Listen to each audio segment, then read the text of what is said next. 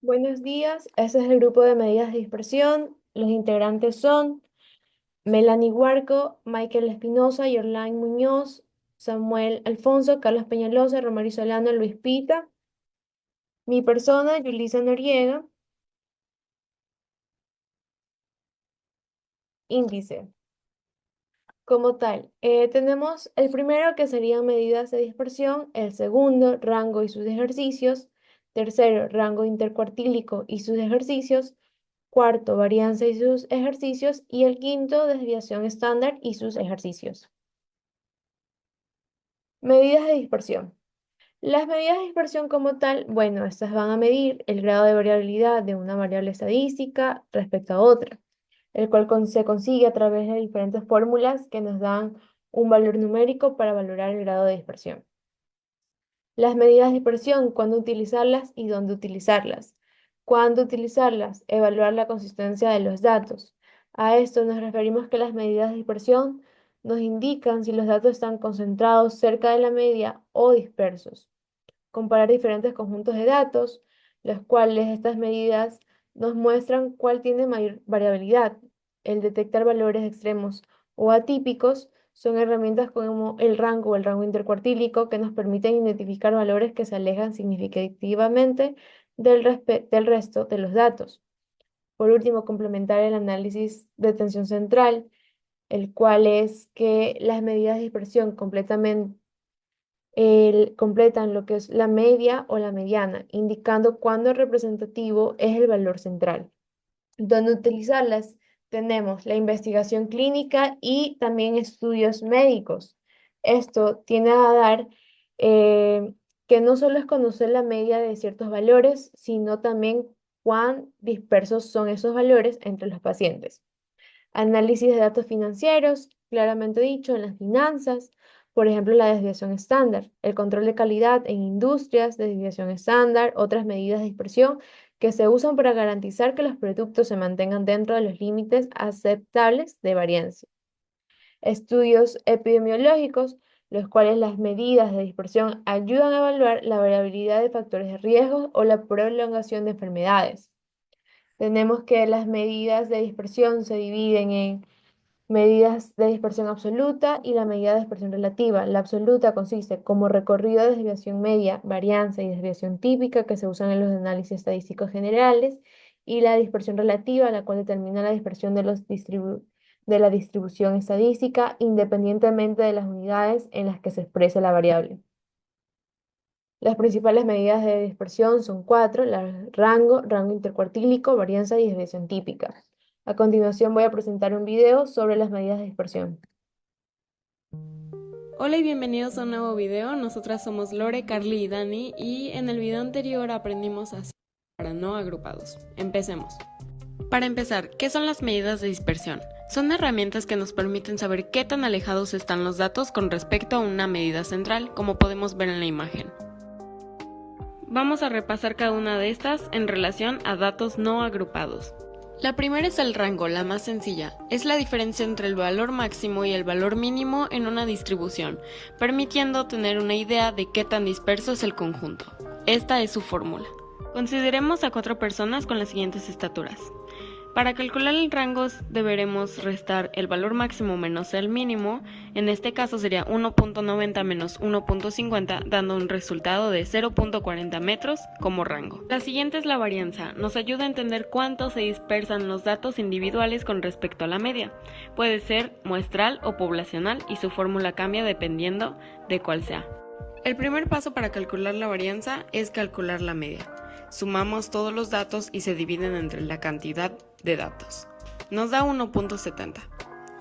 Después vamos a restar cada valor menos la media. Y a esa resta se va a elevar al cuadrado. Una vez elevando al cuadrado los 4 paréntesis, vamos a sumarlos. Y por último lo dividimos entre la cantidad de datos, que en este caso son 4. Lo que nos da una varianza de 0.025 metros. Por último tenemos la desviación estándar, que analiza qué tan alejados están los datos con respecto al promedio. Y su fórmula es simplemente la raíz cuadrada de la varianza. Tomando nuestro ejemplo anterior, nuestra varianza es de 0.025 metros, por lo que al sacarle raíz nos da un resultado de 0.16 metros. Esta fue una breve explicación de las medidas de dispersión para datos no agrupados, pero ahora vamos a aprender a hacer lo mismo pero con datos agrupados, es decir, en una distribución de frecuencias. Para datos agrupados el rango sigue siendo exactamente lo mismo y su fórmula no cambia. Ahora, para el tema de la varianza, una parte de la fórmula sí cambia, ya que ahora multiplicamos por la frecuencia. Y la desviación estándar sigue siendo exactamente igual, siendo simplemente la raíz de la varianza. Vamos a ver un ejemplo en Excel. Aquí tenemos una tabla de distribución de frecuencias y lo primero que tenemos que sacar es la marca de clase. Como sabemos, se calcula sumando el límite inferior más el límite superior entre 2. Lo que nos da aquí, por ejemplo, 24, 29 y lo mismo hacemos con los demás datos. Después la frecuencia, el mismo problema no lo da, por lo que el siguiente paso será restar la primera cosa, que es restar la marca de clase que ya calculamos menos la media. En este caso, supongamos que nuestra media es 34.5, se resta 24 menos 34.5, nos da un resultado de menos 10.5, y lo mismo con los demás datos. El siguiente paso es elevar esto que ya calculamos al cuadrado. Nos da este resultado y lo mismo hacemos con los demás datos. Y el último paso para esta tabla es multiplicar eso que ya elevamos al cuadrado, pero ahora por la frecuencia, que era la parte que les decía que se agrega para datos agrupados. Hacemos lo mismo con todas las demás filas y al final hacemos la suma de todo eso que ya multiplicamos. Nos da un resultado de 2262.5 y para la varianza ese resultado se le va a dividir n-1, en este caso n es 50, por lo que lo dividimos entre 49. Nos da este resultado y para la desviación estándar simplemente se saca la raíz de lo que ya nos dio en la varianza. Nos da este resultado, por lo que podemos observar aquí redondeado, la varianza nos dio igual a 46.17 y desviación estándar igual a 6.80. Eso fue todo por hoy, déjanos tus dudas en los comentarios y nos vemos en el próximo video.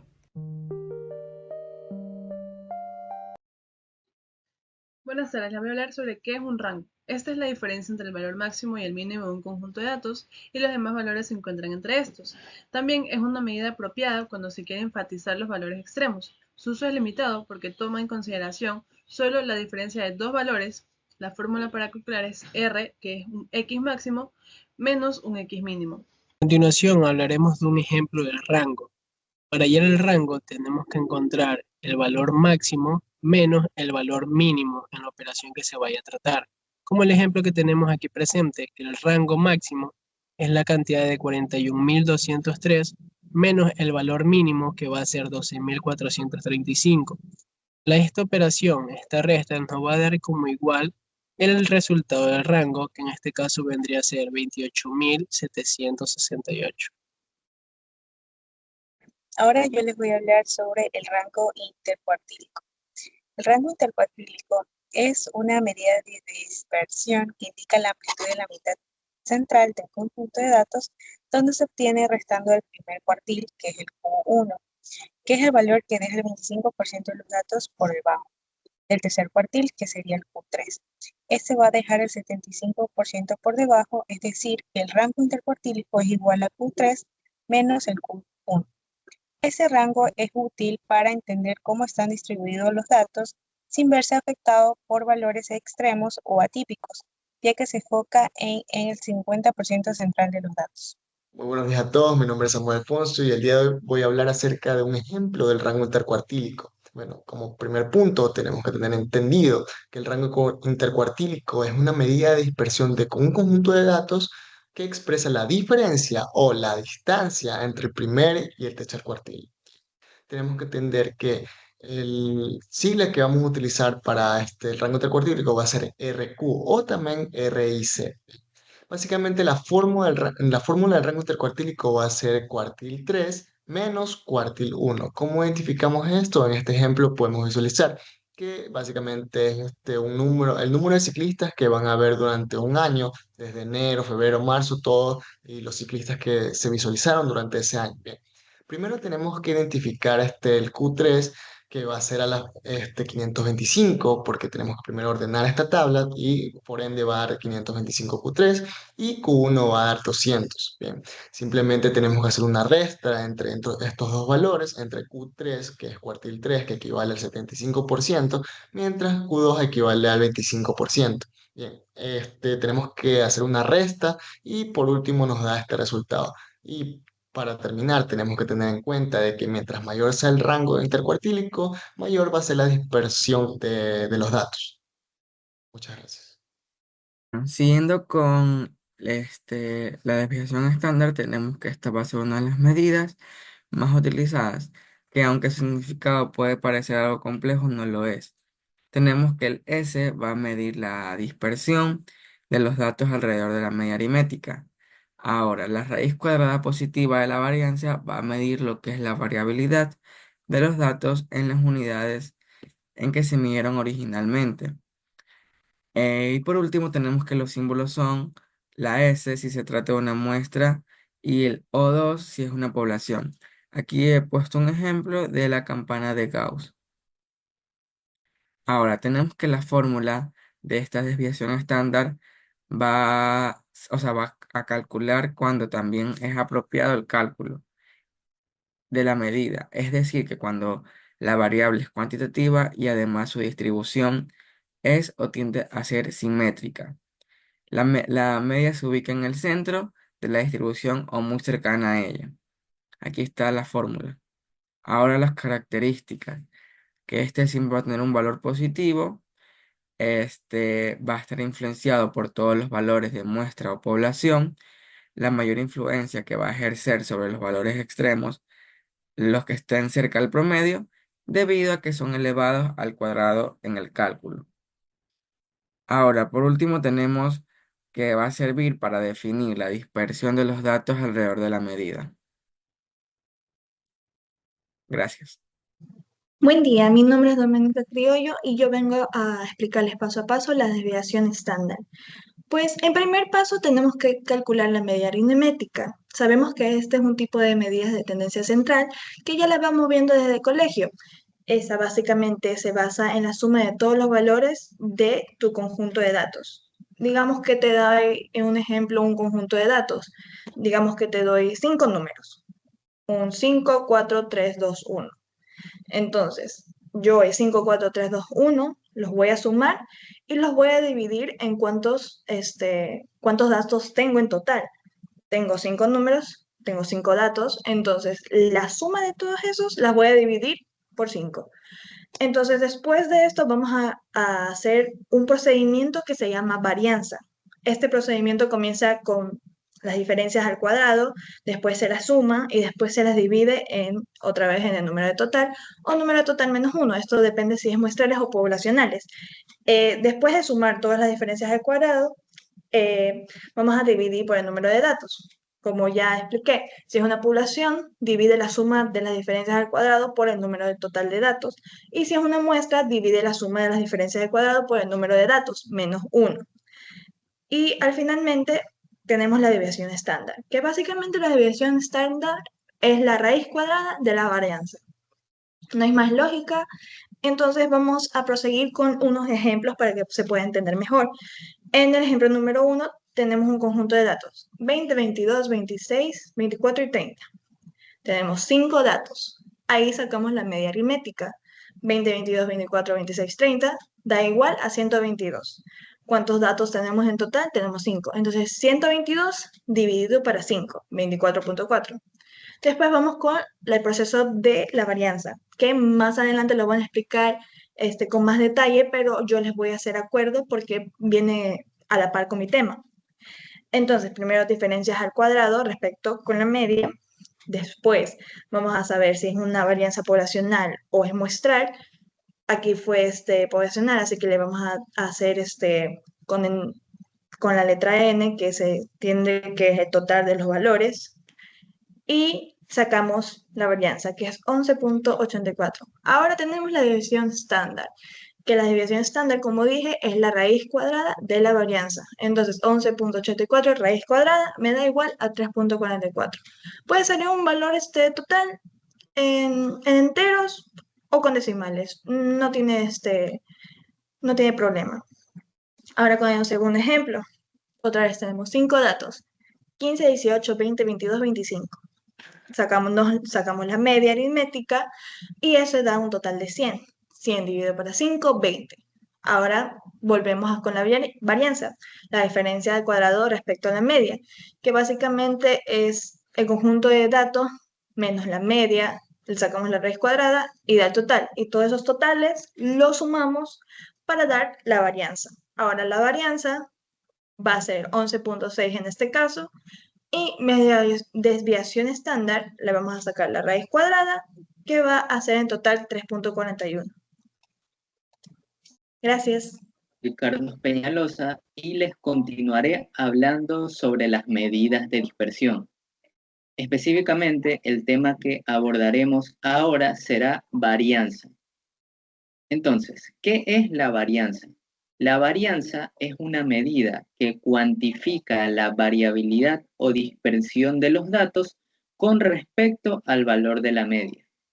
Cabe recalcar que la varianza sirve para calcular la desviación estándar, como ya se explicó anteriormente este tema. Desde el punto de vista de bioestadística, el símbolo de la varianza está representado de dos maneras. Como vemos en pantalla, es el que está aquí, S elevado al cuadrado, que sirve para datos muestrales, o el que vemos aquí, que sirve para datos poblacionales. Sin embargo, ¿cuál es el que más se utiliza? En investigaciones, en estudios, en ensayos, es este de aquí, que es el de datos muestrales. No obstante, su fórmula va a ser la que vemos aquí en pantalla, que es el símbolo de la varianza para datos muestrales, que es S al cuadrado, igual sumatoria, entre paréntesis, XI, que es el conjunto de datos, menos la media elevado al cuadrado, sobre n menos 1. Entonces, en otras palabras, se podría decir que la varianza es la sumatoria de las diferencias de cada uno de los datos con respecto a la media dividida entre n menos 1. Si nosotros leemos este concepto, podría resultar un poco difícil de entender. Sin embargo, vamos a intentar analizarlo. Como dice aquí, es la sumatoria. Aquí vemos el signo de más, que viene a representar la sumatoria. Y entre paréntesis, vemos el signo menos, que en términos matemáticos, una diferencia es una resta. Por lo tanto, X1, como ya se mencionó anteriormente, es algún elemento de este conjunto de datos que nosotros tenemos en nuestra investigación. Es decir, al recopilar datos, nosotros vamos a tener distintos resultados. Entonces aquí el X1 puede ser cualquier número de nuestros datos, ya sea 1, 2, 3, 4, etc. Menos la media elevada al cuadrado, y así se seguirá haciendo la sumatoria con otro dato y dividida entre n menos 1. Sin embargo, un dato importante es que siempre se necesitará el valor de la media para poder realizar estas diferencias o restas. Además, estas diferencias se tienen que elevar al cuadrado. ¿Pero por qué? Para de esta manera desaparecer los signos negativos que se puedan generar al restar la media con el conjunto de datos. A continuación, mi compañera les va a explicar más detalladamente con ejercicios específicos sobre la varianza. Muchas gracias. Ejemplo que les traje aquí y que les voy a explicar es imaginarnos las notas de específicamente 5 estudiantes, ¿ya? Que son todas 7, 8, 9, 10. Esas son las notas, ¿ya? Ahora, Para explicar este ejercicio vamos a tener que desglosarlo. El primer paso es calcular la media. La media en el promedio de todas las calificaciones se suman y las calificaciones de los 5 estudiantes se dividen.